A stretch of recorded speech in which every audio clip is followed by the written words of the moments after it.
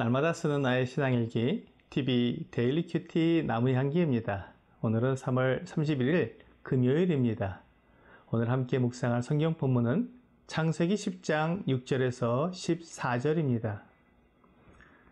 함의 아들은 구스와 미스라임과 붓과 가나안이요 구스의 아들은 스바와 하윌라와 삽다와 라아마와 삽드가요 라아마의 아들은 스바와 드단이며 구스가 또 니므롯을 낳았으니 그는 세상의 첫 용사라. 그가 여호와 앞에서 용감한 사냥꾼이 되었으므로 속담에 이르기를 아무는 여호와 앞에 니므롯과 같이 용감한 사냥꾼이로다 하더라. 그의 나라는 시날 땅의 바벨과 에렉과 악갓과 갈레에서 시작되었으며 그가 그 땅에서 아수르로 나아가 니느웨와 르호보딜과 갈라와 및 니느웨와 갈라 사이에 레센을 건설하였으니 이는 큰 성읍이라. 미스라임은 루딤과 나암임과 르하빔과 납두힘과 바르두심과 가술리힘과 갑도림을 낳았더라. 가술리힘에서 블레셋이 나왔더라. 오늘 본문은 함의 자손들에 대한 기록을 보여주고 있습니다. 놀라운 것은 함은 노아와 함께 방주를 짓고 홍수에서 살아남은 사람이었습니다. 그리고 그의 아들이 구스와 미스라임과 붓과 가나안입니다. 가나안은 노아에게 저주를 받은 함의 아들입니다. 그러므로 함의 아들들은 노아에게서 하나님을 섬기는 법을 배웠을 것이고 하나님을 섬기는 것이 얼마나 중요한지 잘 아는 사람들이었을 것입니다. 홍수 심판은 분명히 죄에 대한 하나님의 형벌을 말해주기 때문에 하나님 앞에 죄를 짓는 것이 얼마나 두려운 일인지 잘 알고 있었을 것인데 구스의 아들 니므롯은 바벨론과 에렉과 악갓과 갈레에서 시작된 나라의 지도자였으며 그의 별명은 여호와 앞에 용감한 사냥꾼이라는 것입니다. 니므롯은 매우 강력한 지도자였습니다. 그가 용감한 사냥꾼이라고 되어 있는데 아마도 이 당시 초식동물에서 육식동물로 바뀐 거대 동물들과 맞서 싸우는 사냥꾼이었을 것입니다. 사나운 동물들이 사람들을 공격하면 온 마을이 공포에 떨게 되고 두려워서 집 밖으로 나오지 못할 것입니다. 그래서 이런 사나운 짐승들을 사냥하고 싸워 이기는 사람은 그 무리의 지도자로 인정받을 것입니다. 우리나라에서도 호랑이가 출몰하여 사람을 해치는 일이 빈번했는데 조선시대 왕조실록에 보면 약 100번 정도 호랑이가 출몰하여 호환을 당한 기록이 있습니다. 그러니까 약 4, 5년에 한 번씩은 호랑이가 나타나서 사람을 해친 사건이 있다는 것입니다. 그래서 호랑이를 잡은 백성은 임금님이 큰 상을 내리고 1년간 부역을 면해주기도 했습니다. 이렇게 사나운 짐승이 사람을 해치는 것은 매우 큰 일이었고 그 일을 해결하는 일은 지도자의 몫이었던 것을 알 수 있습니다. 그런데 사람을 해치는 동물들은 주로 약하거나 병에 걸린 동물들이었습니다.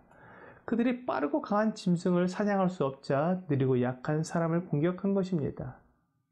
인도에서는 호랑이 한 마리가 400명이 넘는 사람을 해친 기록이 있습니다.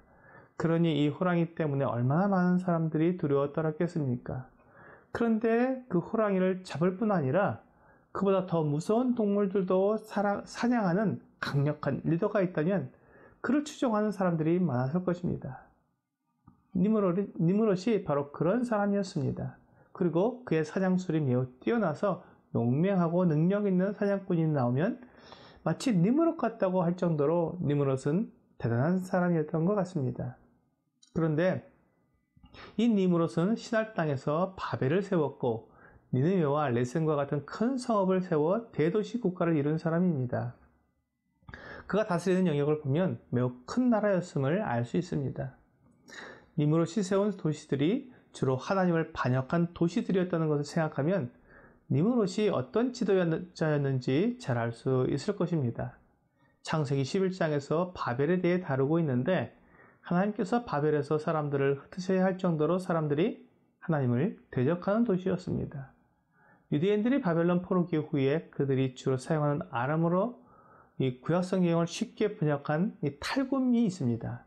그 탈굼 중 예루살렘 탈굼은 니므롯에 대한 부분을 이렇게 기록하고 있습니다.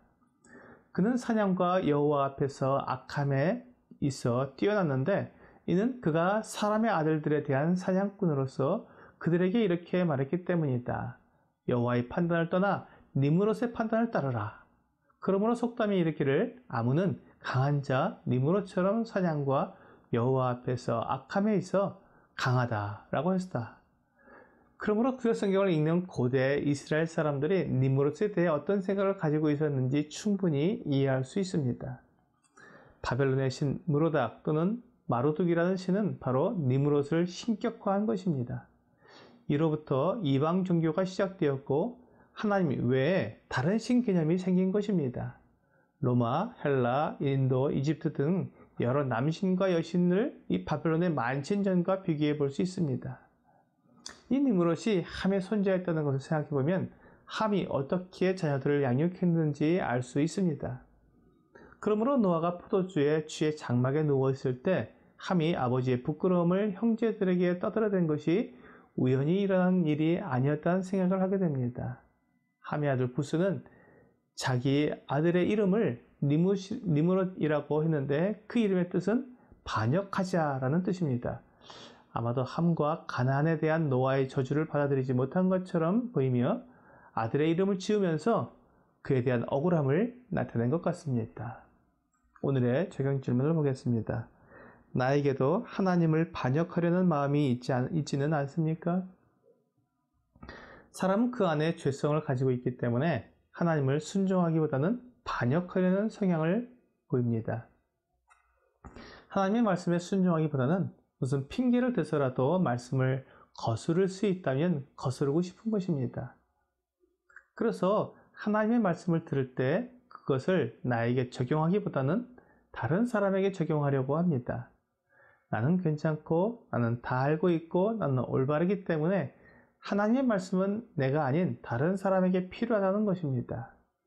이렇게 하나님의 말씀으로 나 자신을 바라보지 못하면 하나님을 반역하는 행동을 하게 됩니다. 하나님의 말씀은 그렇지만 이라고 말하면서 분명한 하나님의 말씀을 불순종하는 것입니다. 이런 일이 반복되다 보면 노골적으로 하나님의 말씀을 거절하는 모습도 나타납니다. 이 모든 것이 다 죄의 결과요, 하나님을 믿지 못하는 불신에서 나오는 것입니다. 오늘 하나님의 말씀 앞에서 나 자신을 정확히 보고 하나님께 순종하는 여러분과 제가 되기를 주 예수님의 이름으로 기도합니다.